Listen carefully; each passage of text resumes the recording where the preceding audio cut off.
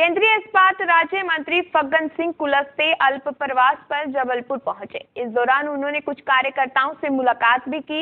मध्य प्रदेश की 28 सीट पर होने वाले उपचुनाव को लेकर केंद्रीय मंत्री फग्गन सिंह ने कहा कि जनता का पूरा रुझान भारतीय जनता पार्टी के साथ है और मुझे पूरी उम्मीद है कि आगामी होने वाले उपचुनाव में भारतीय जनता पार्टी सभी सीटें जीतेगी।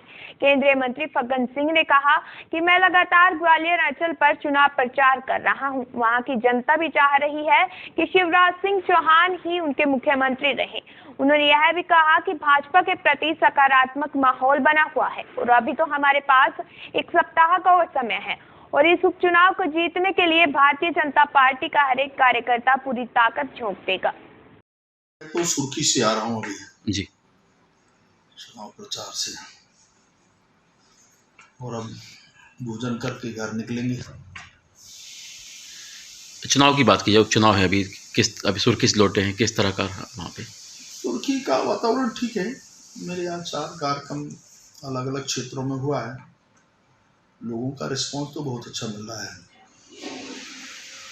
और काफ़ी मध्य प्रदेश के जो क्षेत्र हैं उन क्षेत्रों में भी जाना हुआ। लगभग 12-13 क्षेत्रों में विधानसभाओं के अंदर। मैं परसों भांडेर में था, कल बड़ा मरेहरा में था, आज सुर्खी में से इसके अभी 3 विधानसभाओं में भी जाना हुआ है। इसके पहले मेरा धार, बदनावर, इंदौर, कसौलीर, रायसेन और हमारे एक शिवपुरी जिले का एक विधानसभा वहाँ है, उधर जाना हुआ। और इधर अनूपपुर। ऐसे इन विधानसभाओं में तो मोटे तौर से भारतीय जनता पार्टी का बहुत अच्छा रिस्पॉन्स मिल रहा है। और ये सब परिस्थितियों को देखने के बाद अभी लास्ट में मैं बुरहानपुर, खंडवा जाने वाला हूँ। फिर लास्ट में अंतिम समय में 30 तारीख को फिर अनूपपुर। इसे कुल मिलाकर के रिस्पॉन्स शिवराज जी के प्रति, सरकार के प्रति बहुत ठीक है और सकारात्मक वातावरण बन रहा है। अभी हमारे पास हफ्ते भर का टाइम है। मुझे लगता है इन हफ्ते भर में बहुत स्थिति और स्पष्ट हो जाएगी और सरकार को पूरे समय तक काम करने का अवसर मिले, इस प्रकार की अपेक्षा हम लोग करते हैं जनता से भी और अपील भी करते हैं। और संभावना है बहुत अच्छा रिस्पॉन्स मिल रहा है इस चुनाव को।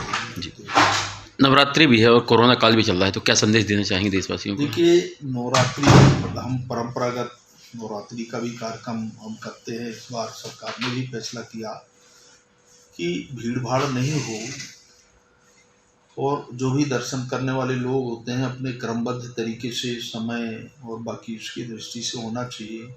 पंडाल वगैरह जो भी निश्चित हुए हैं उसकी भी एक क्राइटेरिया सरकार ने तय किया है मूर्ति के लिए।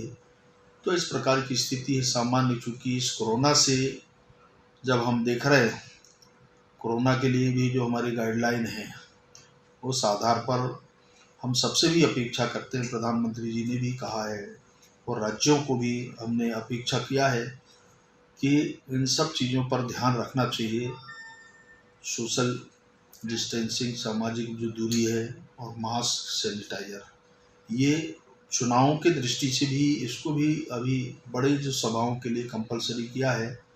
और बाकी इस प्रकार के सार्वजनिक स्थान हैं, धार्मिक स्थान हैं, उन सब में जहाँ पर भी ये कार्यक्रम होते हैं उनका पालन विधिवत होना चाहिए जो गाइडलाइन में दिया गया है। और मुझे लगता है कि बहुत आवश्यक भी है इस प्रकार के कार्यक्रमों में हमको सावधानी रखना।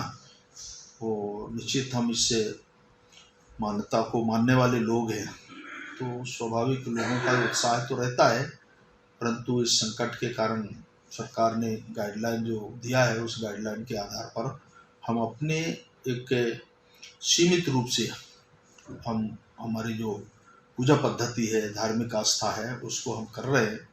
और फिर भी काफ़ी बड़ी संख्या में लोग इन कार्यक्रमों में उनकी भागीदारी हो रही है। अनेक ऐसे क्षेत्र हैं जहाँ परंतु बैठने का, उनके सोशल दूरी, सामाजिक दूरी बनाने का ये भी ध्यान में दिया गया है और उसको भी अब मैंने अनुभव किया बहुत सारे स्थानों में।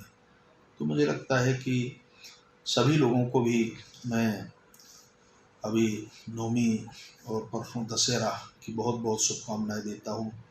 ऐसे हमारी इस परंपरा को और भी नीचे तक पहुँचाएं और इस भावना से सारे प्रदेशवासियों को मैं दशहरा की बहुत बहुत शुभकामनाएं देता हूँ।